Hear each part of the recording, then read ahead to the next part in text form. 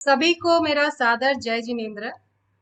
Jain talk के 148 session में मैं आप सबका स्वागत करती हूँ। मैं हूँ स्मिता और आज हमारे साथ जर्नलिज्म और मास कम्युनिकेशन के फील्ड के बहुत ही जाने माने व्यक्तित्व प्रोफेसर डॉक्टर संजीव भनावत, जो कि हमारे साथ राजस्थान से जुड़े हैं, उनका बहुत बहुत स्वागत करती हूँ। Dr. Professor Bhanawat is going to give us a lecture on a very interesting and most untouched topic called the journey of Jain journalism. Lecture की शुरुआत के पहले मैं प्रोफेसर साहब के बारे में एक ब्रीफ इंट्रोडक्शन देना चाहूंगी। आचार और विचार का सामंजस्य डॉक्टर संजीव भनावत के जीवन का अटूट हिस्सा है। उनके व्यक्तित्व पर उनके जैन एवं जिनेतर दर्शनों का, या यूं कहे भारतीय संस्कृति की दीर्घ परंपरा और उसकी महानीयता का स्पष्ट प्रभाव पड़ता है। यह सब संस्कार उन्हें उनके माता और पिताजी के पुण्य प्रताप से प्राप्त हुआ है। बचपन से ही वे इसी वातावरण में रहे हैं जहां जन्म से ही नहीं बल्कि कर्म निष्ठा से भी जैनत्व का पाठ पढ़ाया जाता रहा है और जैन धर्म के आदर्शों को उन्होंने जीवन में पूर्ण रूप से क्रियान्वित भी किया। सरल, सौम्य और सदाचार के धनी डॉक्टर भनावत में एक आकर्षण शक्ति है और यही कारण है कि उनके मृदु व्यवहार और उनकी शालीनता, विनम्रता के कारण जो भी उनके संपर्क में आता है उन्हीं का हो जाता है। उनकी विद्वता, वैचारिकता, दृढ़ता और अध्ययन की व्यापकता ने उन्हें बुलंदियों पर पहुंचा दिया है। Professor doctor Sanjeev Bhanawat Rajasthan university के जनसंचार केंद्र में पत्रकारिता के प्रोफेसर एवं अध्यक्ष पद से 4 साल पहले रिटायर हुए हैं। इसके पहले वो सेंट्रल फॉर जैन स्टडीज के ऑनररी डायरेक्टर और administrative service pre entry training centre के डायरेक्टर भी रहे हैं। पिछले 3.5 दशकों से पत्रकारिता शिक्षण प्रशिक्षण से जुड़े डॉक्टर भनावत ने अपने समर्पित एकाकी प्रयासों से राजस्थान यूनिवर्सिटी में जर्नलिज्म डिपार्टमेंट को स्थापित किया है, जिसमें आज पत्रकारिता एवं जनसंचार में 2 वर्षीय पीएचडी पाठ्यक्रम का अध्ययन तथा शोध अनुसंधान की व्यवस्था की हुई है। इस विभाग ने राष्ट्रीय स्तर पर अपनी विशिष्ट पहचान भी बनाई है। डॉक्टर भनावत के निर्देशन में अब तक 30 विद्यार्थियों ने पीएचडी की उपाधि प्राप्त की है और इन्होंने पत्रकारिता विषय से जुड़ी लगभग 30 पुस्तकों का लेखन संपादन भी किया है। पिछले 25 वर्षों में प्रोफेसर संजीव ने अनेक अंतर्राष्ट्रीय एजेंसियों के साथ मिलकर मीडिया से जुड़े विविध विषयों पर महत्वपूर्ण संगोष्ठियों एवं कार्यशालाओं का आयोजन कर इस क्षेत्र में एक नई वैचारिक चेतना को शुरू करने का प्रयत्न किया है। आकाशवाणी और दूरदर्शन से वे 4 दशक से जुड़े हुए हैं और लोकसभा एवं विधानसभा के चुनावों के दौरान राजनीतिक प्रसारणों की समीक्षा के लिए आकाशवाणी महानिदेशालयों की ओर से उन्हें समय समय पर विशेषज्ञ मनोनीत किया गया था। इनको बहुत पुरस्कार मिले हैं, जिसकी श्रृंखला बहुत लंबी है, तो मैं उसकी शुरुआत यहाँ नहीं करूंगी। शिक्षा के क्षेत्र में डॉक्टर भनावत का महत्वपूर्ण योगदान है। ऐसे बहुमुखी प्रतिभा के धनी डॉक्टर संजीव भनावत को मैं पूर्ण सम्मान के साथ आमंत्रित करती हूँ कि वो आज अपने विचारों से हमें सबको लाभान्वित करे और ज्ञान अर्जन कराएं। जय जिनेन्द्र। डॉक्टर संजीव जी, आपका बहुत बहुत स्वागत है। जय जिनेन्द्र। स्मिता जी, बहुत बहुत आभार आपके प्रति, आपके इस आत्मीय और विस्तृत परिचय के लिए। अपनी बात शुरू करूं उसके पहले मैं जैन फाउंडेशन के प्रवर्तक आदरणीय रमेश भाई शाह साहब का विशेष अभिनंदन और साधुवाद देना चाहूँगा, जिन्होंने अपने प्रयत्नों से मानव कल्याण के विविध क्षेत्रों में अभूतपूर्व योगदान देते हुए कोविड की उन चुनौतियों के बीच, जब हमें यह लग रहा था कि मानवीय जीवन संकट में, हम अपने भविष्य के प्रति कहीं चिंतित थे, उस दौर में न सिर्फ मानवीय जीवन की रक्षा के लिए नानाविध कार्यक्रमों का, अभियानों का संचालन किया, वरन इसी दौर में शैक्षणिक विचार विमर्श की इस परंपरा को जारी रखते हुए आज ये 140वां जो आयोजन जैन टॉक्स के रूप में आपने किया है, निश्चय ही जैन दर्शन के अनेक पक्षों को देश विदेश के जिज्ञासुओं के लिए इस अभियान को शुरू करने के लिए वे विशेष साधुवाद के पात्र हैं। निश्चय ही इस तरह के आयोजन एक ऐसी आध्यात्मिक स्फुरण पैदा करते हैं जो जीवन में हम कहीं एक जो अवसाद और निराशा की स्थिति में आ गए थे, जीवन में कहीं उत्साह, उमंग और एक आस्था का संचार कर पाए। जब पत्रकारिता की बात होती है तो हम प्राय महर्षि नारद और संजय से शुरू करते हैं। किस तरह से वो क्षण भर में पूरे ब्रह्मांड में सूचनाओं को पहुंचा देते थे और किस तरह से महाभारत का आंखों देखा हाल संजय ने सुनाया था। आज वो ताकत इस तकनीक ने हम सबको दे दी है। इस डिजिटल माध्यम से हम अपनी भाषा में इन भौगोलिक दूरियों को तोड़ते हुए दुनिया के किसी भी हिस्से में क्षण भर में पहुंच सकने के सक्षम। एक पूरी की पूरी परंपरा है। चूंकि समय सीमित है, मैं विस्तार से वहां नहीं जाऊंगा, लेकिन औपचारिक रूप से बात करूं तो हमारे देश में वो दिन है 29 जनवरी 1780, जब पत्रकारिता की औपचारिक शुरुआत एक अंग्रेज व्यक्ति जेम्स ऑगस्टस हिक्की के द्वारा होती है। और उस व्यक्ति ने इस देश में अभिव्यक्ति की स्वतंत्रता की एक तरह से नींव डाली थी और अभिव्यक्ति की स्वतंत्रता के लिए उन खतरों को स्वीकार करते हुए यूं कहूं कि एक तरह से अपना बहुत बड़ा बलिदान भी दिया था। लेकिन 1780 में जो पत्रकारिता की शुरुआत होती है, लगभग एक सदी बाद 1880 में जैन पत्रकारिता की शुरुआत होती है। निश्चय ही समकालीन घटनाक्रम से उस समय का साहित्य और पत्रकारिता प्रभावित होती है। मैं यूं कहूं कि तत्कालीन पत्रकारिता की भांति उस समय की जो पत्रकारिता थी वो एक मिशनरी भाव से शुरू हुई थी। जैन पत्रकारिता की शुरुआत भी उसी मिशन भाव से होती है।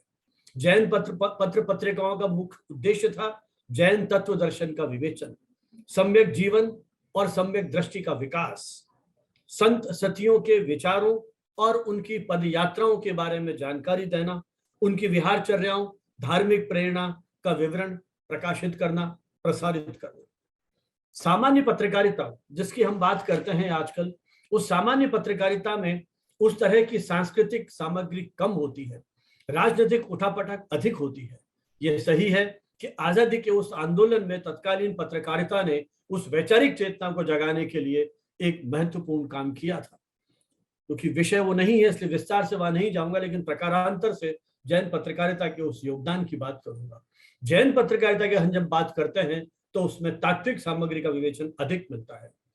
पत्र पत्रिकाओं के हम दो प्रमुख पक्ष मान सकते हैं।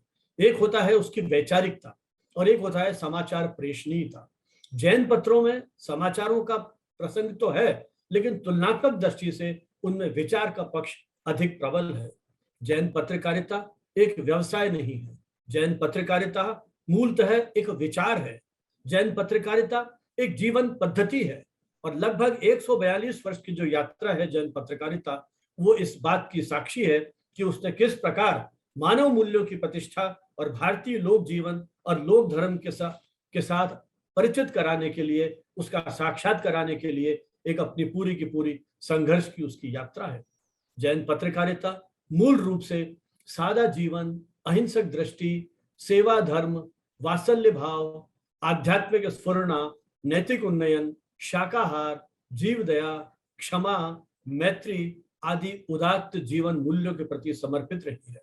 बच्चों के संस्कार निर्माण की भावना से लेकर युवकों में रचनात्मक दृष्टिकोण विकसित करने से लेकर महिलाओं की शक्ति को जागृत करने, विकसित करने की दृष्टि से उसमें पर्याप्त सामग्री समय समय पर हमको मिलती रही है।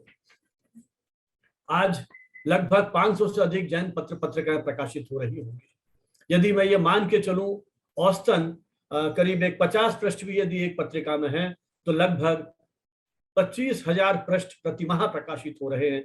तो आप कल्पना कर सकते हैं कि इतने सारे पृष्ठ किस तरह से जीवन मूल्य परक सामग्री हमारे सामने परोस रहे हैं। सार्वजनिक पत्रकारिता की भांति तीखा स्वर जैन पत्रकारिता का भले ही न हो, वो प्रखरता, तेजस्विता का बाह्य स्वरूप उसमें नहीं हो, लेकिन फिर भी जैन पत्रकारिता के उस आंतरिक तेजस्विता को हम उसमें महसूस कर सकते हैं। उसकी तप और कठोर साधना के बल को हम महसूस कर सकते हैं। व्यक्ति एवं राष्ट्रीय चरित्र के निर्माण तथा सरल सहज सात्विक जीवन के आदर्श के लिए जैन पत्रकारिता संघर्षरत रही है। व्यावसायिकता से दूर, लाभ अर्जन और संकीर्ण हितों की पूर्ति से दूर जैन पत्रकारिता ने अपनी एक विशिष्ट परंपरा को कायम किया है। थोड़ी सी चर्चा करूंगा मैं उस जैन पत्रकारिता के इतिहास के संदर्भ में। जैसा मैंने आपसे कहा कि 1880 का वो वर्ष महत्वपूर्ण है जैन पत्रकारिता के लिए। अगरचंद नाहटा प्रख्यात जैन विद्वान हुए हैं, उन्होंने वेंकटलाल ओझा की हिंदी समाचार पत्र सूची भाग 1 के आधार पर यह बताया है कि 1880 में प्रकाशित जैन पत्रिका, जिसका प्रकाशन स्थान प्रयाग है, वहां से जो ये पत्र प्रकाशित हुआ था वो जैनियों का पहला पत्र था। दुर्भाग्य से इसकी कोई प्रति हमको नहीं मिलती है। अंबिका प्रसाद वाजपेयी, जिनको हम संपादक आचार्य कहते हैं, जिन्होंने आजादी के संग्राम में नरसिंह जैसे पत्रों के माध्यम से अपनी एक विशेष पहचान बनाई थी, उनके पुत्र उपेंद्र वाजपेयी हिंदुस्तान टाइम्स में लंबे समय तक जुड़े रहे और अभी कुछ वर्ष पूर्व उनका निधन हुआ है। मेरे बहुत अच्छे मित्र भी थे, उनसे अक्सर मैंने अंबिका प्रसाद वाजपेयी की जीवन के बारे में चर्चाएं सुनी हैं। अंबिका प्रसाद वाजपेयी ने अपनी पुस्तक जो लिखी थी उसमें भी इस जैन पत्रिका को जैन समाज का पहला पत्र माना है, लेकिन चूंकि विशेष विवरण नहीं मिलता है। इसी के साथ एक उल्लेख और करना चाहूंगा, डॉक्टर राम रतन भटनागर, जिन्होंने इलाहाबाद यूनिवर्सिटी से अपनी पीएचडी की थी, the rise and growth of Hindi journalism, इन्होंने भी इस पत्र का उल्लेख किया है। तो बहुत लंबे समय से ये माना जा रहा है कि 1880 में प्रयाग से प्रकाशित जैन पत्रिका पहला पत्र है। लेकिन यदि हम उसके जो तथ्यों की यदि हम बात करते हैं उपलब्धता की, तो 1884 में हरियाणा से 2 पत्र प्रकाशित हुए। केशवानंद ममगाई, जिनकी एक पुस्तक है हरियाणा की हिंदी पत्रकारिता, उसमें उन्होंने 2 पत्रों का उल्लेख किया है, जियालाल प्रकाश और जैन। ये पत्र हरियाणा से निकले थे। इन दोनों पत्रों का उद्देश्य जैन धर्म का प्रचार प्रसार था। उस समय दयानंद सरस्वती ने जिस तरह से जैन धर्म पर प्रहार करने शुरू किए थे, उनका जवाब इन पत्रों ने देना शुरू किया था। उसके बाद तो धीरे धीरे एक श्रृंखला शुरू होती है। 1892 में जैन हितैषी का प्रकाशन होता है। अजमेर से जैन प्रभाकर का प्रकाशन होता है। अजमेर से ही भारतीय दिगंबर जैन महासभा का एक पत्र निकलता है 1895 में, जिसका नाम है जैन गजट। और जब जैन गजट की बात आती है तो मैं एक विशेष तथ्य की ओर आपका ध्यान दिलाना चाहूंगा। जब हम ये बात करते हैं कि हिंदी पत्रकारिता के इतिहास में वो कौन सा पत्र है जो अभी तक जीवित है और सबसे पुराना है, उन प्राचीनतम जीवित पत्रों में, मतलब ऐसा पत्र जो सबसे पहले प्रकाशित हुआ और आज तक चल रहा है, बंद हो गया उसको हम नहीं मान रहे। तो इस समय हिंदी पत्रकारिता का, या यूं कहूं ओल्डेस्ट लिविंग हिंदी न्यूज़पेपर, उसका श्रेय भी जैन गजट को जाता है। 1895 से शुरू हुआ यह पत्र आज भी प्रकाशित हो रहा है। ये अपने आप में मुझे लगता है कि जैन पत्रकारिता की बहुत बड़ी उपलब्धि है कि एक पत्र इतने लंबे समय से अनेक आर्थिक संघर्षों के बावजूद प्रकाशित हो रहा है। इस पत्र ने जैन समाज की एकता का पक्ष लिया। इसका आदर्श वाक्य जो 1906 में छपता था, जैन गजट जग में करे धर्म सूर्य प्रकाश, एक तरह से धर्म दर्शन के प्रचार के लिए जैन गजट आज भी जाना जाता रहा है। जैन गजट जग में करे धर्म सूर्य प्रकाश, करे अविद्या कर्म आदिकतम को नाश, अंधकार को दूर करते हुए वो एक नई दीप्त ज्योति जला रहा है, ये उसका उद्देश्य था। 1897 में जैन भास्कर का प्रकाशन होता है फर्रुख नगर से। जैन भास्कर मूलतः शोध अनुसंधान की पत्रिका थी। और 1900 में बॉम्बे से जैन मित्र का प्रकाशन होता है, जिसका प्रकाशन भी अभी तक जारी है, जो दिगंबर जैन प्रांतिक सभा का एक मुख्य पत्र था। पहले यह साप्ताहिक था और बाद में यह पाक्षिक हो गया, और सामाजिक कुरीतियों विकृतियों के खिलाफ इसने लंबे समय तक एक संघर्ष किया। तो इन पत्रों की एक बहुत बड़ी भूमिका रही है हमारे सामाजिक सुधार की दृष्टि से। राजा राम मोहन राय, जिनको इस वर्ष 250 वर्ष होने जा रहे हैं, मई महीने में ही हमने एक वेबिनार प्लान करे हैं राजा राम मोहन राय के कंट्रीब्यूशन को लेकर के भी। तो जिस तरह से भारतीय पुनर्जागरण का अग्रदूत उन्हें कहा जाता है, उसी दृष्टि से जैन पत्रों ने भी तत्कालीन समाज में समाज सुधार की उत्कट भावना से प्रेरित होकर अपना पत्र प्रकाशन किया है। वो दौर था, 1900 से पहले की बात कर रहा हूं, जब सामाजिक संगठनों के बनने की प्रक्रिया शुरू हो गई थी।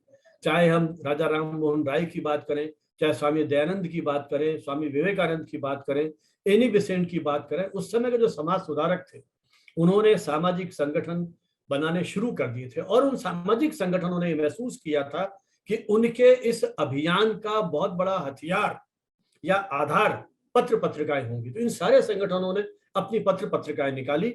यही स्थिति जैन समाज की भी रही। मैंने आपसे कहा कि समकालीन घटनाक्रम का प्रभाव पत्र पत्रिकाओं पर पड़ता है। तो जिस तरह से अन्य संगठनों ने पत्र प्रकाशन की शुरुआत की, वैसे ही अखिल भारतीय दिगंबर जैन शास्त्रीय परिषद, भारतवर्षीय दिगंबर जैन महापरिषद, भारत जैन महामंडल, अनेक इस तरह के संगठन बने और उन संगठनों ने अपने पाक्षिक साप्ताहिक पत्र निकालने की परंपरा शुरू की। तो 1900, ये जो काल था 1900 से पहले, हिंदी साहित्य में भारतेंदु काल माना जाता है। और भारतेंदु ने उस युग में भाषिक चेतना की दृष्टि से, समाज सुधार की दृष्टि से, राजनीतिक चेतना की दृष्टि से, भारतेंदु वो पहला व्यक्ति था जिसने स्वतंत्र भारत की घोषणा की थी। तो इस प्रकार जो प्रारंभिक दौर था उसमें जैन पत्रकारिता ने, मैं ये कहूं कि सांस लेनी शुरू की थी, उसका वो एक प्रथम दौर था। 1900 के बाद के दौर को हम दूसरा युग मान सकते हैं, जब हिंदी पत्रकारिता में हम जिसे द्विवेदी, महावीर प्रसाद द्विवेदी और लोकमान्य तिलक, द्विवेदी और तिलक के रूप में जानते हैं, 1900 से 1947, गांधी युग भी आ जाता है। लेकिन मैं उस 47 वर्ष के कालखंड को जैन पत्रकारिता का दूसरा दौर मानता हूं, जब स्वाधीनता आंदोलन अपने निखार पे था, प्रेस अधिनियमों का आतंक था, अंग्रेज सरकार ने अभिव्यक्ति की स्वतंत्रता को कुचलने के लिए नानाविध प्रेस अधिनियम हमारे यहाँ बनाए थे। लेकिन उस समय के पत्र पत्रिकाओं ने इस देश की जनता को राजनीतिक अधिकारों से परिचित कराने के लिए एक पूरी आधार भूमिका तैयार की थी। उधर गांधी ने सत्याग्रह, असहयोग आंदोलन, भारत छोड़ो आंदोलन, न जाने कितनी तरह के अभियान चला करके इस देश की जनता को विदेशी हुकूमत को बाहर निकालने के लिए तैयार किया। जैन पत्र भी कहीं न कहीं उसके साथ जुड़े और गांधी की उस अहिंसात्मक आंदोलन की भावभूमि से वो जुड़ते हैं। उस दौर के उन प्रमुख पत्रों में 1901 में जैन हितेच्छु का प्रकाशन हुआ, जो उस समय के स्थानकवासी जैन समाज का प्रमुख पत्र था। मुंबई से प्रकाशित हुआ। मोतीलाल मनसुखलाल साहू इसके संपादक थे। यह पत्र धर्म, नीति और व्यवहार बताने वाला एक मासिक पत्र था। शुरू में यह गुजराती में था, बाद में इसे हिंदी जैन हितेच्छु नाम से हिंदी में प्रकाशित किया गया। 1912 में आरा, बिहार से जैन सिद्धांत भास्कर, ये शोध पत्रों की दृष्टि से बहुत महत्वपूर्ण पत्र था। हालांकि उस समय चंद्र शर्मा गुलेरी जैसे महान हिंदी के लेखक भी थे, जिन्होंने जयपुर से समालोचक जैसे पत्र निकाले, साहित्यिक पत्र निकाले। भारतेंदु हरिश्चंद्र ने साहित्यिक पत्र निकाला, उसकी एक लंबी कहानी है।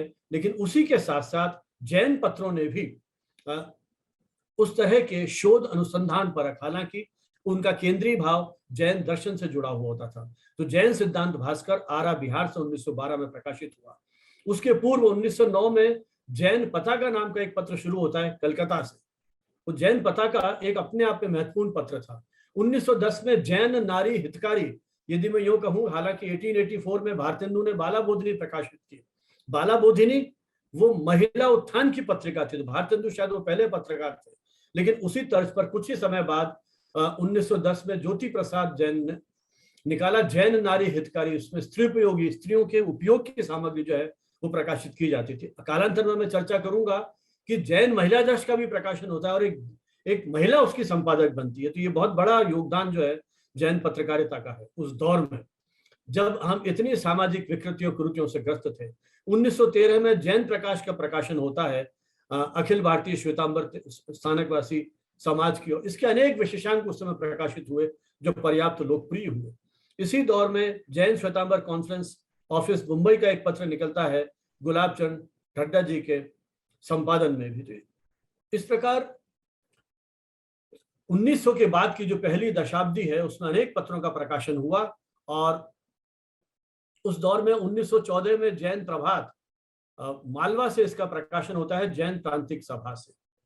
1918 में 3-4 महत्वपूर्ण पत्र निकलते हैं, जिसमें ओसवाल जोधपुर से प्रकाशित बड़ा महत्वपूर्ण पत्र था। उसके अलावा खंडेलवाल जैन, जैन पथ प्रदर्शक, ओसवाल जैन आदि प्रमुख पत्र थे। यह एक प्रकार से सामाजिक विकृतियों के खिलाफ खुली आवाज उठा करके, ये बहुत बड़ी बात थी। यहां तक कहा जाता था, एक जैन जगत पत्र निकला था, उसके लिए तो कहा, किसी ने टिप्पणी की है, इस जैन जगत की जरा हिम्मत तो देखिए, छोटे मुंह से बम के गोले छोड़ रहा है। जिस तरह से सामाजिक विकृतियों पर प्रहार किया, उस दृष्टि से इन्होंने वो टिप्पणी की थी। इसी तरह जो मैंने आपसे कहा 1921 में सूरत से जैन महिला दर्श का प्रकाशन होता है, जिसकी संपादक थी जैन दिगंबर जैन महिला परिषद की पंडित चंदाबाई। ये पंडित चंदाबाई जो हैं वो लगभग 52 वर्ष तक इस पत्र का संपादन करती रही। मुझे लगता है उस दौर में जब महिलाओं के अधिकारों को लेकर, महिलाओं के विकास को लेकर के मुख्य धारा में जो उनकी स्थिति थी, जिस तरह की चुनौतियां थी, उस बीच में एक विदुषी महिला का 52 वर्ष तक किसी पत्र का संपादन करना अपने आप में एक ऐतिहासिक घटना है जैन पत्रकारिता की दृष्टि से। किस तरह से उन्होंने अपने इस पत्र के माध्यम से महिलाओं के मनोबल के साथ साथ उन्हें इस राष्ट्र की मुख्य जीवन धारा के साथ जोड़ा था। इसी दौर में 1925 में श्वेतांबर जैन पाक्षिक का प्रकाशन होता है। फिर 1925 में जैन जगत का प्रकाशन होता है। 1928 में ओसवाल नवयुवक का प्रकाशन होता है। और ओसवाल नवयुवक तो एक तरह से बूढ़ों को भी नव चेतना संचार में पूरा समग्र क्रांति की आधार भूमिका तैयार करना उस दृष्टि से महत्वपूर्ण था। 1929 में अनेकांत का प्रकाशन होता है। यह साहित्यिक और ऐतिहासिक पत्र की दृष्टि से एक महत्वपूर्ण पत्र था। अनेकांत के संपादक जुगल किशोर मुख्तार जी को हम हिंदी का जैसे महावीर प्रसाद द्विवेदी का जो स्थान था, तो हम जैन पत्रकारिता का महावीर प्रसाद द्विवेदी कह सकते हैं। महावीर प्रसाद द्विवेदी का बड़ा योगदान था भाषिक चेतना विकसित करने में। भाषा संपादन और हिंदी भाषा की वर्तनी को लेकर के वो जितने सजग और सतर्क होते थे, तो जैन पत्रकारिता में यदि किसी को श्रेय दिया जाए तो हम जुगल किशोर मुख्तार को दे सकते हैं, जिन्होंने अनेकांत जैसे साहित्यिक पत्रों का प्रकाशन कर जैन दर्शन के क्षेत्र में एक बड़े अभाव की पूर्ति की। 1929 में ही कलकत्ता से वीरवाणी का प्रकाशन होता है और एक सनातन जैन का प्रकाशन होता है। सनातन जैन का स्वर भी बहुत तीखा था उस समय के उस सामाजिक विकृतियों के खिलाफ, और समाज सुधार की भावनाओं पर केंद्रित एक पत्र और प्रकाशित होता है 1934 में। वो पत्र था ओसवाल सुधारक संगठन का ओसवाल सुधारक। 1939 में कलकत्ता से जैन भारती का प्रकाशन होता है। जैन श्वेतांबर तेरापंथी महासभा का श्रीचंद रामपुरिया जी उसके संपादक थे।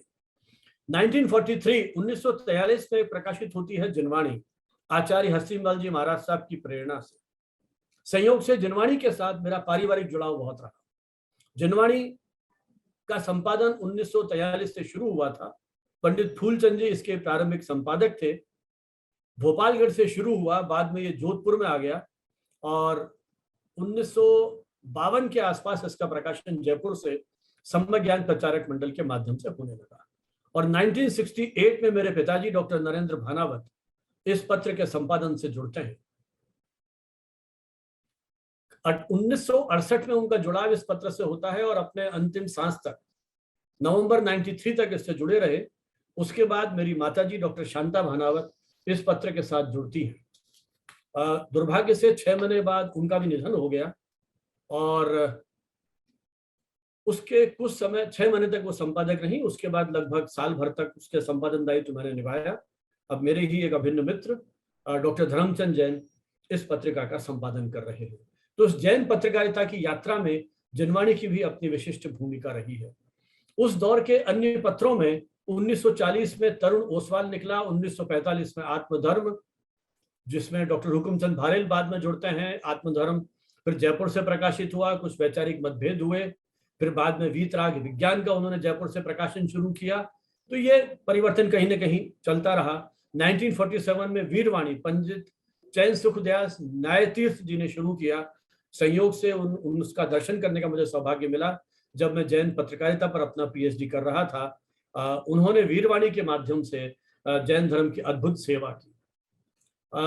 जिस ओसवाल की मैं आपसे बात कर रहा था, उस ओसवाल का देखिए, भारतनु ने एक बहुत बड़ा काम किया था कि हिंदी पत्रों का जो उसमें प्रकाशन होता था तो उसके ऊपर कुछ ध्येय वाक्य छपता था। वो ध्येय वाक्य उस पत्र के उद्देश्य को व्यक्त करते थे। मतलब जो हिंदी पत्रों की एक बहुत लंबी श्रृंखला है। युगांतर का मूल्य छपता था, एक अंग्रेज का ताजा कटा हुआ सिर, इतना हिंसा और आतंक की बात करते थे। यशपाल का विप्लव, गा अनल अपना गान, मतलब इस तरह के छपते थे। स्वराज्य को लेकर के, स्वर्गालय के लिए आत्मबलि हम न करेंगे, जिस स्वदेश के लिए जिए उसी पर सदा मरेंगे, स्वदेश नाम उसमें आया। तो इसी प्रकार से जैन पत्रों ने भी ये परंपरा शुरू की। देखिए, ओसवाल का ध्येय वाक्य था सत्य प्रेम को जागृत करने, नाशन फूट अविद्या जाल, यह ध्येय लेकर प्रगटा यह शुभ पाक्षिक ओसवाल। इसका ध्येय वाक्य था सामाजिक उत्थान ही हमारा ध्येय है। और ये तो एक ऐसा पत्र था जिसने नए लेखक भी तैयार किए। ये पत्र यदा कदा अपने अंकों में ये छापता था कि हम इन लेखों का प्रकाशन नहीं करेंगे क्योंकि इनकी भाषा ठीक नहीं है, इनका जो उसके अंदर उसका कलेवर है, उसका कथ्य है, वो ठीक नहीं है। और उनके नाम लिखते थे वो, जिसमें एक अंक जो मुझे मिला उसमें लिखा था कि ये लेख नहीं छप पाएंगे ओसवाल में क्योंकि भाषा अशुद्ध और अपरिमार्जित है। सेठ की महफिल, रूढ़ियों का ढोंग, मन की तांग, शीश महल, छोटा न बड़ा, ऐसे कुछ लेखों के नाम दिए और उन्होंने कहा कि ये लेख नहीं छप पाएंगे। 1936 में अजमेर से जैन ध्वज का प्रकाशन हुआ था। तो इस प्रकार से जो उस समय के पत्र थे वो सामाजिक और राजनीतिक चेतना की दृष्टि से बड़े महत्वपूर्ण थे। 1944 में वीर लोकाशाह का प्रकाशन होता है जिसका ध्येय वाक्य था मोह तिमिर पाखंड नाश को दिखलाने सतपथ की राह, भव जीवन कल्याण करत हित हुए अवतरित लोकाशाह। देखिए किस तरह से उन काव्यमय पंक्तियों के माध्यम से उस समय के पत्र अपने उद्देश्यों को भी अपने पाठक तक पहुंचा देते थे। और जैसा मैंने आपसे कहा कि इन पत्रों का प्रकाशन लाभ अर्जन के लिए नहीं था, जैन दर्शन के अनन्य जो विधाएं हैं, संदर्भ हैं, उनको प्रकाशित करने के लिए प्रकाशित होते थे। 1947 में वर्धा से भारत जैन महामंडल का जैन जगत, पहले 1935 में बंद हो गया था, इसका पुनर्प्रकाशन करते हैं। चंदनमल चांद जी इसके संपादक रहे, मेरा उनसे बहुत संबंध रहा, लेकिन बाद में तो उनका अवसान हो गया तो वो नहीं रह पाया। तो सामाजिक चेतना का प्रमुख पत्र था और इसके अनेक विशेषांक लोकप्रिय रहे। 1947 में वीरवाणी का प्रकाशन होता है। पंडित चैन सुखदास जी न्यायतीर्थ, भंवरलाल जी न्यायतीर्थ ने इनका प्रकाशन किया। 1947 में ही महावीर संदेश का प्रकाशन होता है। महावीर संदेश ने वृद्ध विवाह, बाल विवाह और कन्या विक्रय का तीखा विरोध किया और गांधी की अहिंसा का भरपूर समर्थन किया। यह 47 तक का कालखंड था जिसमें जैन पत्रकारिता ने अपनी एक महती भूमिका निभाई। और जैसा मैंने आपसे कहा कि अनेक संगठन उस समय बनने लग गए थे। 47 के पहले भी इस तरह के सामाजिक संगठन बनने लगे थे और उन्होंने अपने पत्रों के माध्यम से जन शिक्षण का काम किया। 47 तक, देश की आजादी तक, जैन पत्रों की संख्या में वृद्धि होती रही और इनका प्रकाशन क्षेत्र भी बहुत व्यापक और विस्तृत होता चला। हिंदी क्षेत्रों के साथ साथ अहिंदी भाषी क्षेत्रों में भी जैन पत्रों का प्रकाशन देखने की परंपरा हमको मिलती है। 1938 के बाद कि जो जैन पत्र हैं उन्होंने जन शिक्षा, क्योंकि 1948 जब देश आजाद हुआ तो पत्रकारिता के सामने लक्ष्य था देश के विकास को निर्मित करना। उसके लिए अलग अलग मुख्य धारा की जो पत्रकारिता थी उसके अलग अलग संदर्भ हम देखते हैं। मुख्य धारा की पत्रकारिता व्यावसायिक दौर में प्रवेश करती चलेगी, लेकिन संयोग से, सौभाग्य से जैन पत्रकारिता उससे दूर रही और उस व्यावसायिककरण के दौर में भी जैन पत्रकारिता में वो मिशनरी भाव बना रहा। 1949 में अहमदाबाद से हिंसा विरोध नामक पत्र का प्रकाशन होता है जिसके नाम से स्पष्ट है कि अहिंसक जीवन मूल्यों की स्थापना में विशेष योगदान दिया। 1948 में एक बहुत महत्वपूर्ण पत्र जो आज भी निकलता है, ज्ञानोदय, भारतीय ज्ञानपीठ का पत्र है। लेकिन यहाँ ये बहुत एक उल्लेखनीय तथ्य है कि ज्ञानोदय की शुरुआत जैन पत्र के रूप में हुई थी। कलकत्ता और दिल्ली से पत्र निकला था।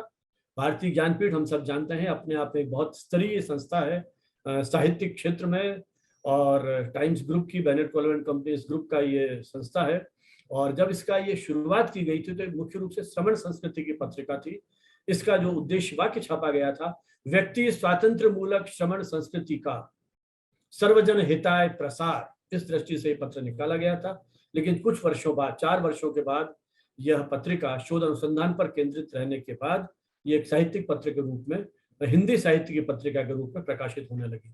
1949 में बनारस में पार्श्वनाथ विद्याश्रम, जिसका बनारस हिंदू यूनिवर्सिटी के साथ ही सीधा संबंध है, पार्श्वनाथ विद्याश्रम वाराणसी से श्रमण नाम की एक बहुत ही महत्वपूर्ण शोध पत्रिका का प्रकाशन होता है। आज भी इसका प्रकाशन जारी है। प्रोफेसर सागरमल जैन वर्षों तक इसके संपादक रहे। 1950 में अलीगंज एटा से अहिंसा वाणी का प्रकाशन होता है। अहिंसा परमो धर्म है, इस सिद्धांत पर इसका प्रकाशन होता है। 1950 में सम्यक दर्शन सैलाना यूपी से। 1952 में शाश्वत धर्म निम्बाड़ा राजस्थान से। 1955 का एक महत्वपूर्ण पत्र है अनुव्रत, आचार्य तुलसी के विचारों का प्रतिनिधित्व करने वाला पत्र। अनुव्रत देवेंद्र कुमार कर्णावत जी के संपादन में इसका प्रकाशन हुआ और एक तरह से अनुव्रत नैतिक जागरण के अग्रदूत के रूप में इसने अपनी महती भूमिका का निर्वाह किया। प्रतिवर्ष अनुव्रत पुरस्कार भी दिया जाता है अनुव्रत सेवियों को, जिन्होंने अपने कृत्यों के द्वारा, अपने कार्यों के द्वारा अनुव्रत जीवन शैली को प्रोत्साहित किया है। तो एक तरह से आचार्य तुलसी के आदर्शों का प्रतिमान अनुव्रत है, जिसमें जैन अजैन बहुत बड़े लेखकों का एक समूह जुड़ा हुआ है, लेकिन इसका मूल स्वर व्यसन मुक्ति और नैतिक जागरण है। 1935 में सन्मति संदेश का प्रकाशन, 1955 में सन्मति संदेश का प्रकाशन होता है। ये एक महत्वपूर्ण पत्र था। 1956 में विजयानंद, जायसवाल जैन बंधु, मरुधर केसरी आदि पत्रों का प्रकाशन होता है। इसी वर्ष अहमदनगर से सुधर्मा का प्रकाशन होता है। 1963 में श्रमणोपासक प्रकाशित होता है, जुगराज जी सेठिया के संपादन में। अखिल भारतीय साधु मार्गी जैन संघ का पत्र है।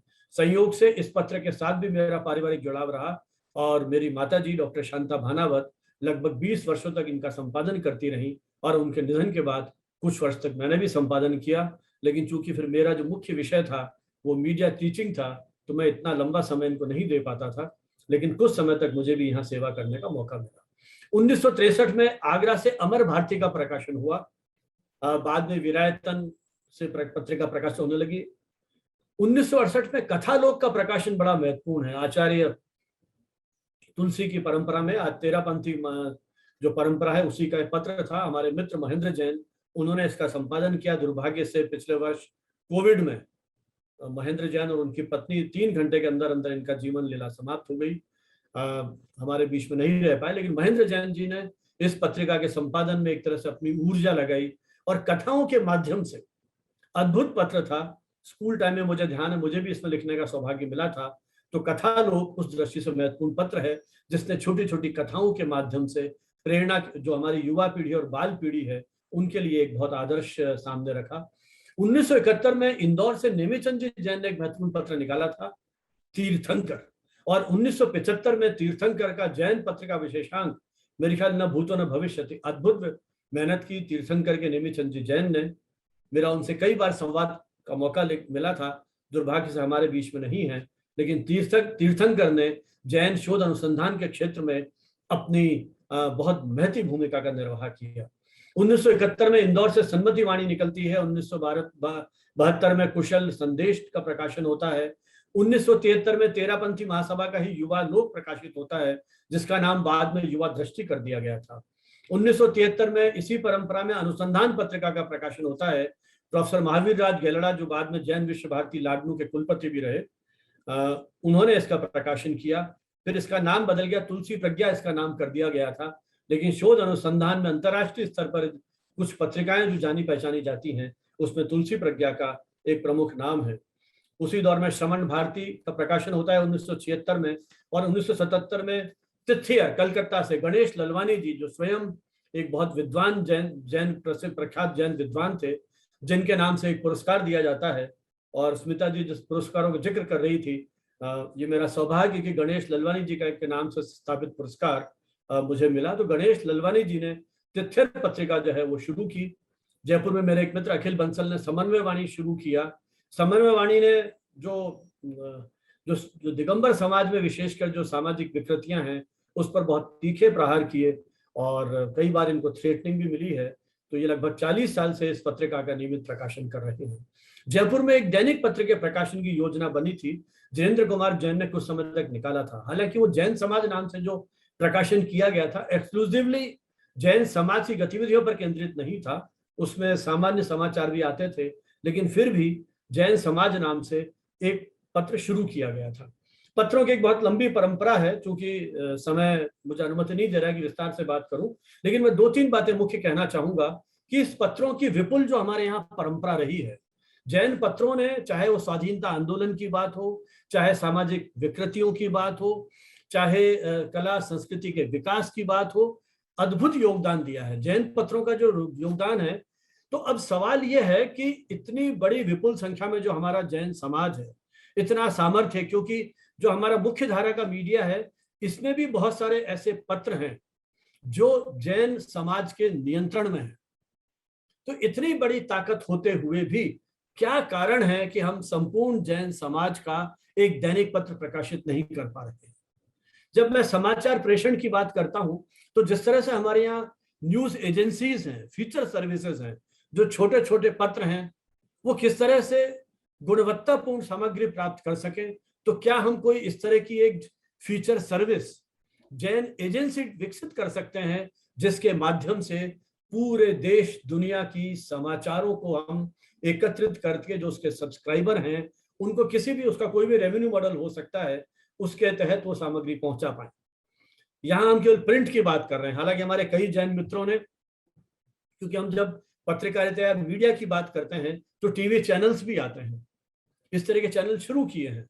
मुझे कई बार मौका लगा मीडिया संबंधी कॉन्फ्रेंस में भाग लेने का, आबू स्थित ब्रह्म कुमारी प्रजापति ईश्वरी विश्वविद्यालय में। इनका टीवी स्टूडियो मैंने देखा। सब जिस तरह के अधुनातम यंत्र इनके पास हैं, उपकरण इनके पास हैं, टेक्नोलॉजी इनके पास है, टेक्नीशियन इनके पास है, किस तरह के इनके चैनल चल रहे हैं, किस तरह से उन्होंने कम्युनिटी रेडियो शुरू कर दिए हैं। क्या हम अपनी उन परंपराओं का अनुरूप, क्योंकि जैन समाज में अलग अलग परंपराएं, उनके अलग अलग मान्यताएं, लेकिन इस तरह की चीजों को आधार बना करके क्या हमको एक राष्ट्रीय स्तर पर एक इस तरह का संगठन कायम कर सके पत्रकारिता की दृष्टि से, जिससे वो जैन पत्रिकाओं को गुणवत्तापूर्ण प्रेरणादायक सामग्री प्रदान कर सके, और बजाय हम संप्रदायगत छींटाकशी से बाहर निकल करके एक ऐसे प्रशिक्षण की तैयारी कर सकें जहां संपादकीय लेखन का प्रशिक्षण मिल सके, जहां फीचर राइटिंग का प्रशिक्षण मिल सके, है ना। क्योंकि अब हमारे पास नानाविध अपॉर्चुनिटीज हो गई हैं, अवसर हो गए हैं, और डिजिटल माध्यमों ने एक क्लिक के ऊपर दुनिया भर की सारी सामग्री तक हमारी रीच को बढ़ा दिया है। आज की पीढ़ी किंडल पर पहुंच गई है, तो क्या हम इन पत्र पत्रिकाओं को उस आधुनिक आवश्यकताओं की कसौटी पर तैयार करने की दिशा में कोई इस तरह की व्यू रचना बना सकते हैं? मुझे लगता है कि ये कुछ चुनौतियां इसके सामने हैं। क्योंकि मुझे लगभग 40 मिनट के लिए कहा गया था अपना वक्तव्य समाप्त करने का। कोई कहीं प्रश्न या इस तरह के विचार हो तो हम उस पर और आगे बात कर सकते हैं। तो सर अभी मैं हमारे पास चाहूंगा समय कि है, आप 10 मिनट और ले सकते हैं। अच्छा कीजिए। कोई बात नहीं। ठीक। तो मुख्य रूप से जो मेरा जो मंतव्य था कहने का, कि मुख्य रूप से जैन पत्रों को, जैसे मैंने आपसे कहा कि मुख्य धारा की पत्र पत्रिकाएं हैं, वो हमारा लक्ष्य नहीं है। राजनीतिक उठापटक या राजनेताओं के वक्तव्य प्रकाशित करना, ये हमारा पर्पस नहीं है। हमारा पर्पस मुख्य रूप से है कि इन पत्र पत्रिकाओं को व्यापक धार्मिक सांस्कृतिक धरातल से जोड़ा जाए। जिस प्रकार जैन धर्म अपने आप में विराट मानव मूल्यों को समाहित किए हुए है, क्या जैन पत्रों के माध्यम से हम उस विराट मानवीय जीवन को, उन नानाविध मूल्यों को प्रस्तुत प्रकाशित कर पाने में सक्षम हो पा रहे हैं? देखिए, जब जब भारतीय इतिहास या यूं कहूं कि भारत का सांस्कृतिक इतिहास का लेखन किया जाएगा, जैन पत्र पत्रिकाएं मूल स्रोत के रूप में कार्य करेंगी। जब भी इतिहास लेखन होता है तो पत्र पत्रिकाएं उसका आधार बनती हैं। हमारे यहाँ कहा जाता है पत्र पत्रिकाएं शीघ्रता में लिखा गया इतिहास है। अपने समकालीन सामाजिक राजनीतिक परिवेश को समझने के लिए उसमें जिस प्रकार के आलेख प्रकाशित हो रहे हैं, जिस प्रकार का घटनाक्रम प्रकाशित हो रहा है, वो हमें उस समय के इतिहास की उस पूरी धारा को समझने में मदद करता है। तो जैन पत्रों की लगभग 150 साल, 142 वर्ष मैंने आपसे कहा, इस 142 वर्षों की परंपरा में न जाने कितने पृष्ठ बिखरे हुए हैं। जब मैंने ये शोध यात्रा प्रारंभ की थी तो मुझे कई चुनौतियों का सामना करना पड़ा। भोपाल में हमारे एक मित्र हैं विजय दत्त श्रीधर, उन्होंने अद्भुत संग्रहालय बनाया जहां बहुत सारे पत्रों की पूरी फाइल है उनके पास। क्या हमको एक इस तरह का पुस्तकालय वाचनालय तैयार कर सकते हैं जहां इस तरह की पत्र पत्रिकाएं एक जगह मिल जाए? मैं जानता हूं, मैं अभी कोल्हापुर गया था कुछ कोविड से पहले, वहां एक विद्यार्थी मुझे मिला जो जैन पत्रों पे शोध कर रहे हैं। अभी कुछ दिन पहले मैंने कम्युनिकेशन टुडे के मन से जैन पत्रकारिता पर एक आयोजन किया, उसमें भी कुछ विद्यार्थी जुड़े जो अपने अपने विश्वविद्यालयों में जैन पत्र पत्रिकाओं पर शोध कर रहे हैं। सुबोध जैन, मुझे पता नहीं, मैंने उनको भेजा था, हमारे साथ जुड़ पाए कि नहीं जुड़ पाए हैं। इतने सारे लोग इस पर काम कर रहे हैं। चुनौती क्या है? जैन पत्र मिलते नहीं है। जब मैं स्मिता जी से बात कर रहा था आज शाम को, तब मैंने उनको कहा था कि हमारे यहाँ अनेक विश्वविद्यालयों में जैन चेयर बनी हुई है, Jain centre for Jain studies बने हुए हैं, वहां पर इस तरह के कई केंद्र बने हुए हैं जहां रिसर्चर आते हैं। और चूंकि मैं 6 वर्ष डायरेक्टर रहा, ये कोई जरूरी नहीं है कि जैन जैन धर्म या जैन दर्शन के अध्येता ही वहां है, अजैन व्यक्ति भी आ रहे हैं, क्योंकि जैन दर्शन की अपनी एक बहुत लंबी परंपरा है। तो वो जो अध्येता आता है वहां, विद्यार्थी आता है, शोधार्थी आता है, हम उसको किस प्रकार से वो सामग्री उपलब्ध कराएं, मुझे लगता है बहुत बड़ी चिंता है। तो जो जैन संपादक है, जैन प्रकाशक है, मुझे लगता है उनको अपने उस, हम केवल जैन पाठकों तक सीमित न रहे, हम किस तरह से उसका विस्तार करें, उन चीजों को भी ध्यान में रखना पड़ेगा। अभी पिछली हमारी जो वेबिनार थी उसमें एक बड़ा इंपॉर्टेंट हमारे एक जो श्रोता थे, उन्होंने, दर्शक थे, पार्टिसिपेंट थे, उन्होंने एक ध्यान दिलाया कि यूजीसी जो हमारे टीचिंग में है या जो रिसर्चर हैं, उनके लिए अनिवार्य है कि वो पत्र यूजीसी केयर लिस्ट में हो, उसका बाकायदा आईएसएसएन नंबर हो। क्या जैन प्रकाशक उन पत्रों का आईएसएसएन नंबर ले रहे हैं? कुछ पत्र हैं जो ले रहे हैं, लेकिन क्या हम पीयर रिव्यूड ही अप्रूव है आजकल, पीयर रिव्यूड जर्नल्स हैं, उसका हम प्लेजरिज्म टेस्ट कराते हैं, नकल तो नहीं है। तो ये सारे पैरामीटर्स बने हुए हैं। तो क्या जैन पत्र आज उस समय की आवश्यकता के अनुरूप, क्या संपादकों की भी उस तरह की ट्रेनिंग है, जो रिसर्चर है उनको भी इस तरह की ट्रेनिंग है, किस तरह से रेफरेंसेस दिए जाएं, कैसे एब्स्ट्रैक्ट लिखा जाए, किस तरह से रिव्यू ऑफ लिटरेचर लिखा जाए, क्योंकि इतना देखिए संस्कृत में, प्राकृत में कितना साहित्य हमारे पास है और लगातार काम हो रहा है। तो इन सारे पक्षों पर जैन पत्र पत्रिकाएं, मुझे लगता है कि इस शोध अनुसंधान को व्यापक पहुंचाने में बहुत बड़ी मदद कर सकते हैं। पुस्तकें, एक संस्करण छपा, 2-3-4 साल बाद वो पुराना पड़ जाता है। ये पत्र पत्रिकाएं हैं जो हमें अपडेट रखती है। और अब तो ऑनलाइन इतना ज्यादा पॉपुलर हो गया है कि हम यदि इसके ऑनलाइन एडिशंस निकालते हैं, ई पत्रिकाएं निकल रही हैं, तो उनकी रीच तो वर्ल्ड वाइड है। आज जो जैन फाउंडेशन है, जैन टॉक्स हैं, इनके यूट्यूब चैनल्स हैं, मुझे लगता है उनकी रीच वर्ल्ड वाइड है, क्योंकि इस आभासी मंच पर किसी एक व्यक्ति का अधिकार नहीं है, इसकी रीच एक क्लिक पर सब जगह है। तो हम दुनिया के हर हिस्से से, मैं तो यही कहता हूं कि अपनी भाषा को जानने समझने वाला, हमारे प्रतीकों को समझने वाला दुनिया के किसी हिस्से में बैठा है, वहां तक हमारी रीच है। और आजकल तो सॉफ्टवेयर ऐसे आ गए हैं जो इमीडिएटली ट्रांसलेट भी कर देते हैं। तो ज्ञान की सीमाएं बहुत विस्तृत हो गई हैं। तो हम उस सीमित ग्राहक संख्या, सीमित संसाधनों के बावजूद अपनी रीच को बहुत बढ़ा सकते हैं। तो विश्वविद्यालयों के पुस्तकालयों में, सूचना केंद्रों में, जैन सेंटर्स में, और हमारे यहाँ एक एक्ट बना हुआ है पब्लिक लाइब्रेरीज के लिए कि जो देश की 4 नेशनल लाइब्रेरीज हैं, वहां भी हमें अपनी पुस्तकों को और पत्रिकाओं को भेजना अनिवार्य है। उसका इम्प्लीमेंटेशन हालांकि उतना नहीं हो पाता है, लेकिन मुझे ध्यान है 1988-89 में जब मेरी एक पुस्तक प्रकाशित हुई और एक दिल्ली के अखबार में उसका रिव्यू छपता है, तो नेशनल लाइब्रेरी कलकत्ता से मेरे पास पत्र आया कि इस नियम के तहत ये अनिवार्य है कि आपकी पुस्तक भेजें आप वहां पर। तो मुझे लगता है कि यदि हम अपने प्रकाशन वहां भेजेंगे, आरएनआई जो अखबारों का रजिस्ट्रेशन करता है, उनका भी नियम है, यदि हम उनको भेजेंगे तो मुझे लगता है कि रिसर्चर के लिए ये एक बहुत बड़ी सेवा हो सकेगी। तो मुझे लगता है कि उस दिशा में यदि कुछ काम किया जाए तो हम जैन दर्शन और साहित्य संरक्षण में, नई विधाओं के विकास में, पुस्तक समीक्षा में, नई भाषाई चेतना में, राष्ट्रीय एकता कायम करने में, हमारे स्वर्णिम अतीत का बोध कराने में, स्वदेशी की भावना विकसित करने में, वैश्विक शांति, मैंने कहा कोई पत्र समाज से कट के नहीं रह सकता। आज दुनिया तीसरे विश्व युद्ध के कगार पर खड़ी हुई है, पर्यावरण की समस्याओं से हम जूझ रहे हैं। जैन धर्म जो परंपराओं में कितने ऐसे तत्व हैं जो शायद मानवीय जीवन की रक्षा के लिए आज भी महत्वपूर्ण हो सकते हैं। किस प्रकार से हम उन तथ्यों की, क्योंकि युवा पीढ़ी उन वैज्ञानिक कसौटियों पर कसना चाहती है उन चीजों को, तो क्या हम उन सारी परंपराओं की, जितना इतना वैज्ञानिक ये दर्शन है उसका, भगवान महावीर ने कितने वर्ष पहले बता दिया था कि पेड़ों में, पौधों में भी जीवन होता है, बाद में हमारे वैज्ञानिकों ने उसको विज्ञान से सिद्ध किया। तो जो दर्शन इतना वैज्ञानिक है, तो क्या ये पत्र पत्रिकाएं उन जैन विद्वानों के हमारे पास इतनी बड़ी एक कहना चाहिए कि एक एक ग्रुप है या सेना है या एक इतनी बड़ी तैयारी हमारी है, तो क्यों नहीं हम इन सारी चीजों को व्यापक रूप से प्रचारित प्रकाशित करने की दिशा में काम कर पाएंगे।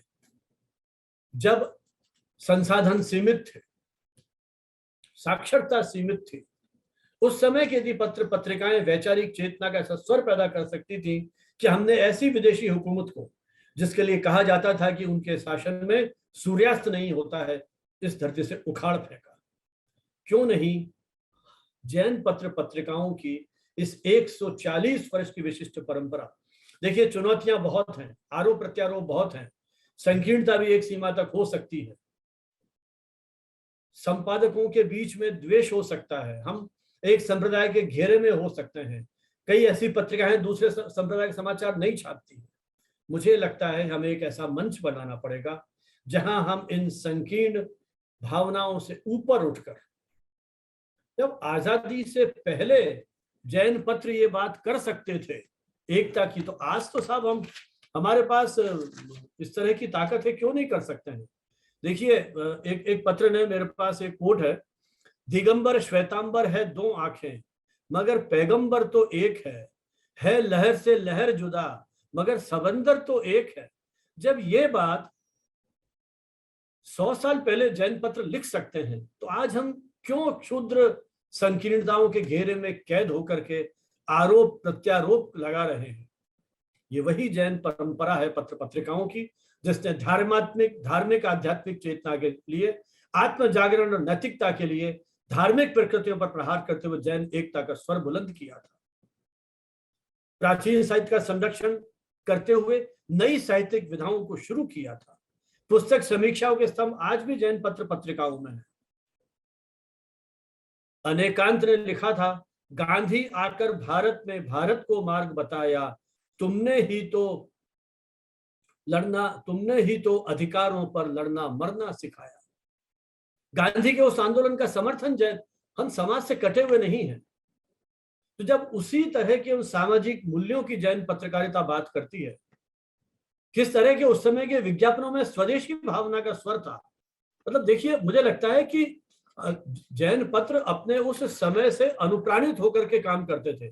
मुझे जो अपनी ये शोध यात्रा थी में बड़ा इंटरेस्टिंग मुझे मिला, मैं बताता हूँ आपको। देखिए, उस समय के जो विज्ञापन थे, अगर आप सच्चे अहिंसा व्रत के पालक हैं, अगर आप सच्चे स्वदेश भक्त हैं, तो विनोद मिल्स उज्जैन का शुद्ध, जिसमें जानवरों की चर्बी नहीं लगाई जाती, स्वदेशी, जो देशी कारीगर रुई व देश के धन से बना कपड़ा पहनिए और धन व धर्म को बचाइए। विनोद मिल्स का विज्ञापन, लेकिन आधार क्या बनाया। देखिए किस तरह से विज्ञापन साहब 100-125 साल पहले यदि हम ये बात कर सकते हैं, इटावा लंकाशायर मैनचेस्टर से मुकाबला करेगा यदि आप स्वदेशी कारीगरी को अपनाएंगे, स्वदेशी कोटिंग क्लॉथ। मित्रों, अब विलायती कपड़े से तन जेब नहीं देत, इसलिए हाथ से बुनो स्वदेशी तन जेब। विलायती जफर को मात करने वाला स्वदेशी डोरिया। भारतीय कारीगरी की मदद करो, जहां में गर वतन की लाज रखनी हो तो लाजिम है, स्वदेशी वस्त्र पर हरेक बशर सौजा से शैदा हो। ये विज्ञापन जैन पत्रों ने छपे थे। तो मैं कहना यह चाहता हूं कि जैन पत्र समाज से कटे नहीं। जैन पत्र उस समय की भावनाओं के साथ कदम ताल करते रहे। तो जब अब मुश्किल से 1000-2000 तो बहुत रेयर पत्र गए थे आजादी से पहले, कुछ 100 का प्रकाशन और साक्षरता, आज भी देश पूरा साक्षर नहीं है। पिछले सेंसस में मेरे ख्याल 77-78% लिटरेसी रेट होगी। कुछ 100 की प्रकाशित होने वाले पत्र जब जैन समाज में एक क्रांति का सूत्रपात कर सकते हैं, कुछ छोटी बात नहीं है। 1920 में लगभग एक सदी पहले एक महिला जैन पत्र का 50 साल तक संपादन करती रही। ऐसी कितनी महिलाएं होंगी, शोध अनुसंधान जारी रहना चाहिए। तो इसलिए उस जैन पत्रकारिता की उस परंपरा को हमें समझ करके मुझे लगता है कि भविष्य की व्यू रचना जो है वो तैयार करनी होगी। मैं सोचता हूँ कि इतना बहुत है। जी जी जी, बाकी थैंक यू सो मच जी प्रोफेसर साहब, धन्यवाद। बहुत बहुत धन्यवाद। इतना विराट इतिहास और विस्तृत विवरण आपने जो हमें जैन जर्नलिज्म का दिया उसके लिए, और कई मूलभूत प्रश्नों को आपने हमारे सामने रखा जो विचार करने योग्य है और जिसके पे डेफिनेटली हमें बहुत सोचना और समझना चाहिए। So thank you so much once again. यहाँ पे हमारे पास बहुत प्रश्न आ रहे हैं और मैं उनमें से कुछ एक प्रश्नों को लेना चाहूंगी। एक प्रश्न है हमारा डॉक्टर रश्मि गौतम जी का। वो पूछ रही हैं कि ग्लोबल युग में जैन पत्रकारिता का भविष्य क्या है?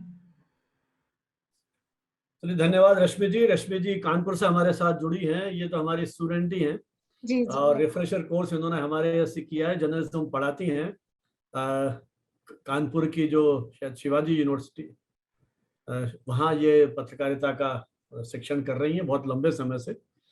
देखिए, ग्लोबल दौर में भविष्य मैं तो बहुत उज्जवल देखता हूँ। मैं तो शुरू से ही आशावादी रहा हूँ, क्योंकि जो नई तकनीक आ गई है, बहुत होंगी चुनौतियां। बहुत लोग आलोचना करते हैं कि एकाकीपन आ गया, संवाद खत्म हो गया। ये जब भी नई तकनीक आती है, नए खतरे लेकर के आती है। तो इस तकनीक ने, मुझे लगता है, आज के दौर में हमको ये सुविधा दी है कि हम हमारी बात को वैश्विक स्तर पर पहुंचाने के लिए तत्पर हो। जैन रिलीजन कुछ सीमाओं के कारण, बौद्ध धर्म तो फिर भी दुनिया के कई देशों में फैला, जैन धर्म उस तरह से प्रचारित नहीं हो पाया। लेकिन जैन दर्शन के प्रति, जैसा मैंने आपसे कहा, कि आज देश दुनिया में रिसर्च हो रही है।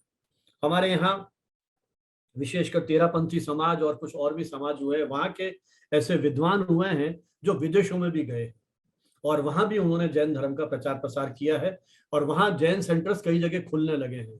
तो जिस तरह से जैन विद्या का प्रचार प्रसार अंतर्राष्ट्रीय स्तर पर हो रहा है और अंग्रेजी भाषा में भी, ये सौभाग्य की बात है। मैंने हालांकि मुख्य रूप से हिंदी जैन पत्रों की चर्चा की है, क्योंकि मेरा अध्ययन का विषय वही था, लेकिन कुछ तो ऐसे जैन पत्र हैं जिसमें अंग्रेजी में भी लेख छप रहे हैं। कुछ ऐसे हैं जैसे महावीर राजन गेलड़ान अंग्रेजी में, क्योंकि खुद केमिस्ट्री के प्रोफेसर रहे और जैन दर्शन के बहुत बड़े विद्वान हैं वो, तो उन्होंने अंग्रेजी में बहुत काम किया। ऐसे कुछ और मित्रों ने भी काम किया। डॉक्टर एस एल गांधी हमारे यहाँ जयपुर में ही है, उन्होंने इसमें बहुत काम किया। तो अब जब हम इस भाषा के बैरियर को तोड़ते हुए हिंदुस्तान से बाहर निकलेंगे, तो जैन पत्र पत्रिकाओं की प्रेजेंस दुनिया के अनेक देशों में होगी। और जिस तरह से जैन जो जीवन मूल्य हैं, जो इसके सिद्धांत हैं, हम बात करते हैं सत्य की, अहिंसा की, अपरिग्रह की, तो इसके बारे में लोग कहीं ना कहीं सजग हुए हैं, जानना चाहते हैं इसके बारे में, और विदेशी विद्वान हिंदुस्तान आ रहे हैं।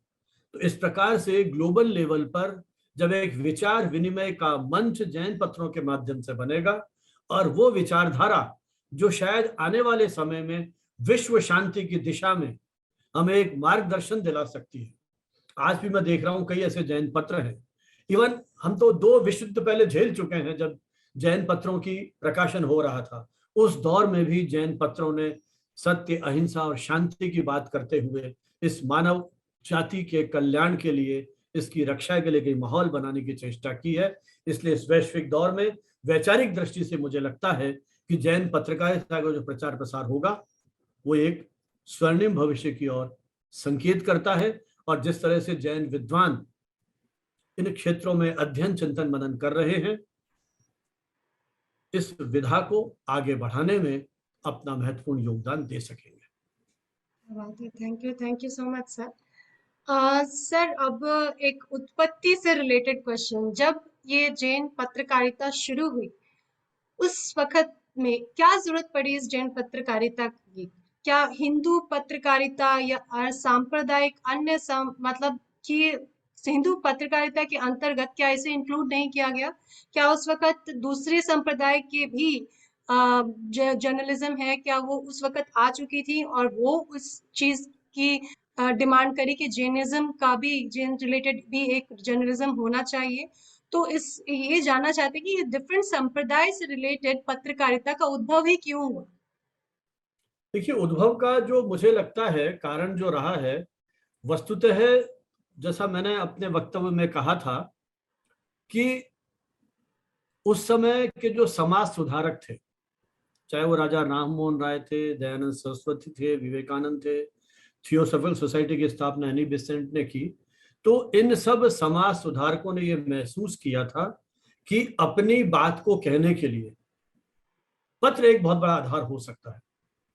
1780 में जब एक अंग्रेज ने पत्र निकाला था यहाँ पर, तो अंग्रेज को इस देश में हमारी सेवा करने तो आया नहीं था। वो सेवा करने नहीं आए थे, बल्कि वो कहीं ना कहीं अपनी बात को कहने के लिए, बल्कि मैं तो यूं कहूं कि जेम्स ऑगस्टस हिक्की वो भी पैसा कमाना चाहता था और अंग्रेज अधिकारियों की तरह ठाठ से रहना चाहता था, लेकिन उसे घाटा लगता है बिजनेस में, जेल में बंद होता है और वहां टाइप का आविष्कार करता है। जब बाहर निकलता है तब इस व्यक्ति के जो इसके जो पूरे पर्सनैलिटी में परिवर्तन आता है। वो सत्ता के शीर्ष पर जो वायसराय बैठा हुआ है उसको न्यायपालिका को पुलिस व्यवस्था पर कटाक्ष करता है, प्रहार करता है, परिणाम फिर उसको भुगतना पड़ता है, जेल में डाल दिया जाता है। तो समय की मांग के अनुरूप अभिव्यक्ति की स्वतंत्रता के लिए इस देश में पत्रकारिता शुरू होती है। हिंदी का पहला पत्र जो आता है वो आता है 30 मई 1826 को उदंत मार्तंड। उसका ध्येय वाक्य था इस देश को परावलंबन से मुक्ति दिलाना, देश की आजादी के उसके लिए ये पत्र शुरू होता है 30 मई 1826 को। अब 1880 को जैन पत्र निकलता है, करीब 50-55 साल बाद। मुझे लगता है कि उस दौर में जब हमारे समाज सुधारकों ने ये महसूस किया कि अपनी बात को आगे ले जाने के लिए, समाज में परिवर्तन लाने के लिए, समाज में सकारात्मक माहौल बनाने के लिए हमारे पास अखबार एक हथियार हो सकता है, भले ही साक्षरता कम हो। क्योंकि वो दौर तो ये था जब हम पढ़ पढ़ के सुनाते थे, है ना। हमारे यहाँ सैकड़ों साल पत्र निकालने की परंपरा रही, अंग्रेजों छापे मारे। हमारे यहाँ हस्तलिखित पत्र निकालने की परंपरा रही, विप्लव डे, रणभेरी, पता नहीं कितने निकले। तो जैन पत्रों के प्रकाशन की शुरुआत का कारण भी उस समय के जो लेखक थे उन्होंने ये महसूस किया, या यूं कहूं क्योंकि उस समय कोई उस तरह का विभाजन नहीं था कि आज ये लेखक है, ये पत्रकार है, ये साहित्यिक। सारे उनके जो व्यक्तित्व है उसमें वो एक दूसरे का मिश्रित रूप था। वो समाज सुधारक भी थे, वो क्रांतिकारी भी थे, कलम भी हाथ में थी, तलवार भी थी। तलवार जैन पत्रकारों हाथ में नहीं थी, उनके पास वो विचार की ताकत थी। खींचो न कमान तलवार निकालो, जब तोप मुकाबिलो अखबार निकालो, अकबर इलाहाबादी ने कहा था ये। तो उनके पास वो कलम की ताकत थी, इसलिए उन्होंने ये महसूस किया कि हमारे जो सामाजिक विकृतियां हैं, और फिर कुछ क्षेत्रों से जैन दर्शन पर प्रहार होने शुरू हो गए थे, उनका जवाब देने के लिए और समाज सुधार की उत्कट अभिलाषा के तहत अपने आप को अभिव्यक्त करने के लिए ये पत्र शुरू हुए। और इसमें कुछ जैसा आर्य समाज की पत्रकारिता की अपनी एक विशिष्ट परंपरा है। जो भी इस तरह के थियोसॉफिकल सोसाइटी, उन्होंने इवन हम जब पहले अखबार की बात करते हैं तो क्रिश्चियन सोसाइटीज जो थी इन्होंने पत्र निकाले, दरबार रोजना मचा और इस तरह की बात होती थी।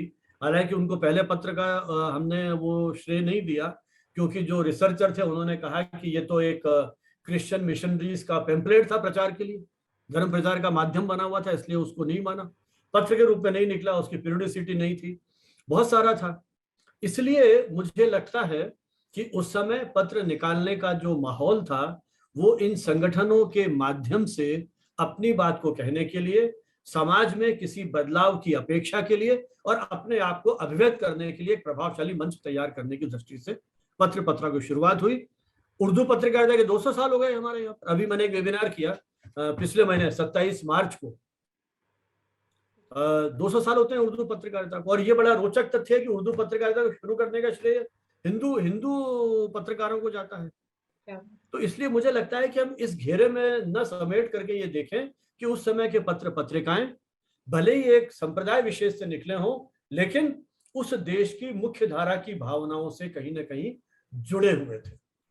जी, जी। मैं तो एक उस आशावादी स्वर में, इस सारे छोटी मोटी दिक्कतें हो सकती हैं, आजादी के आंदोलन में ऐसे पत्र भी निकले जिन्होंने आजादी का विरोध किया, लेकिन प्रबल स्वर किसका था? जो तेजस्वी थे, सकारात्मक थे और राष्ट्रीय जीवन उद्देश्यों के साथ जुड़े हुए थे। इस रूप में मैं सारी परंपरा को देखता हूँ, व्याख्यायित करता हूँ। तो एक प्रश्न यहाँ पे और रहेगा सर कि चूंकि हमारे देश के स्वाधीनता संग्राम के समय में जैन जर्नलिज्म एग्जिस्ट करता था, तो उस वक्त जैन जर्नलिज्म का क्या महत्वपूर्ण भूमिका रहा, और ऐसा कुछ जो आप हमें बताएं। देखिए, जैसा मैंने कहा कि प्राय लोग कहते हैं कि साहब जैन समाज तो अहिंसक समाज था, तो उस समय की देश के आजादी के आंदोलन को वो किस तरह से उसके साथ जुड़ पाया। जैसा मैंने कहा कि पत्र पत्रिकाएं अपने समाज से जुड़ करके काम करती हैं, तो जैन पत्रों में भी वो तेजस्विता और राष्ट्रीय अभिमान का स्वर था। देखिए, मैं कुछ उदाहरण बताता हूं आपको। मतलब मैं जैन पत्रकारिता के उस राजनीतिक धरातल को 6 भागों में बांटता हूं। एक है राष्ट्रीय एकता की भावना, दूसरा है स्वतंत्रता की भावना, तीसरा है अतीत का गौरवगान और राष्ट्र नेताओं का स्मरण, चौथा है स्वदेशी भावना, पांचवा है गांधी के आंदोलन का रचनात्मक समर्थन और छठा है विश्व शांति। अतीत का गौरवगान हमेशा आज भी करते हैं, है ना। जब भी बात होगी हमारा अतीत ऐसा था और हम आज क्या हो गए, भविष्य को बेहतर बनाए, है ना। अब देखिए, ओसवाल पत्र का नाम मैंने लिया था आपसे, वो क्या छापता है? बढ़ो बढ़ो पीछे मत हटना, भारत का कल्याण करो, जननी जन्मभूमि चरणों में जीवन का बलिदान करो। अब जीवन की आहुति देने का आह्वान एक जैन पत्र कर रहा है। इससे बड़ा प्रमाण क्या हो सकता है कि जैन पत्र देश की आजादी के लिए उतने ही तत्पर थे जितने मुख्य धारा के पत्र थे।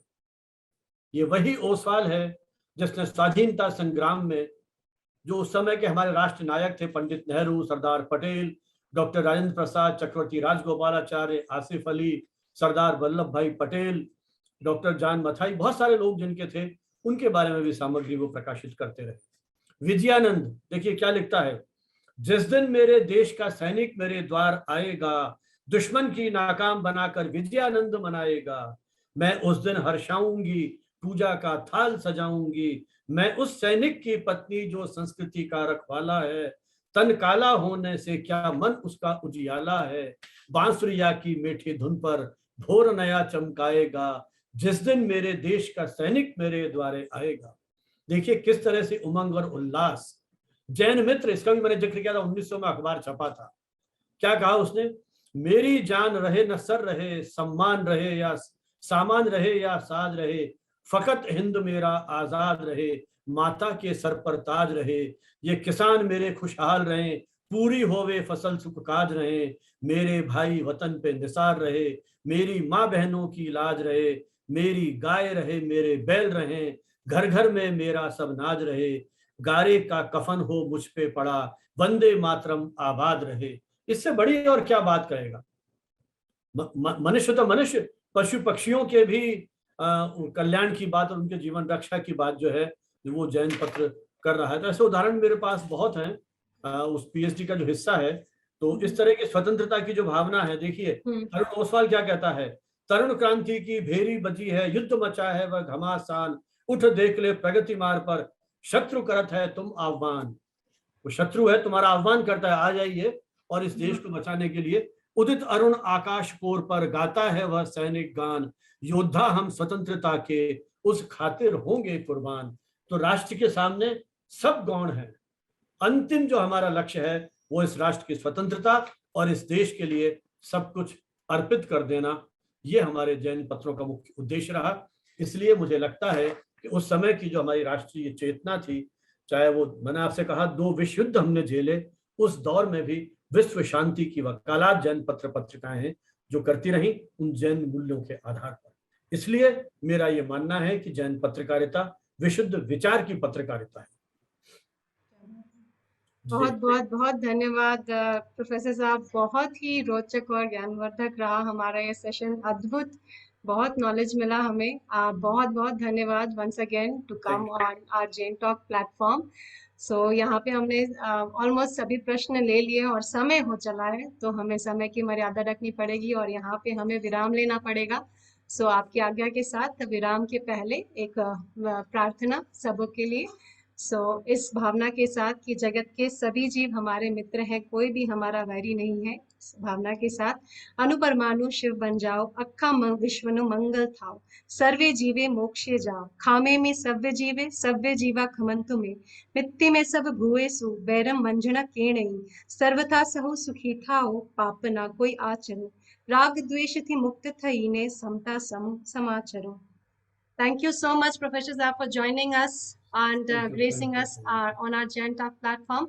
सभी को बहुत बहुत धन्यवाद। मिलते हैं अगले Jain Talk अगले शनिवार को। सादर जय जिनेंद्र।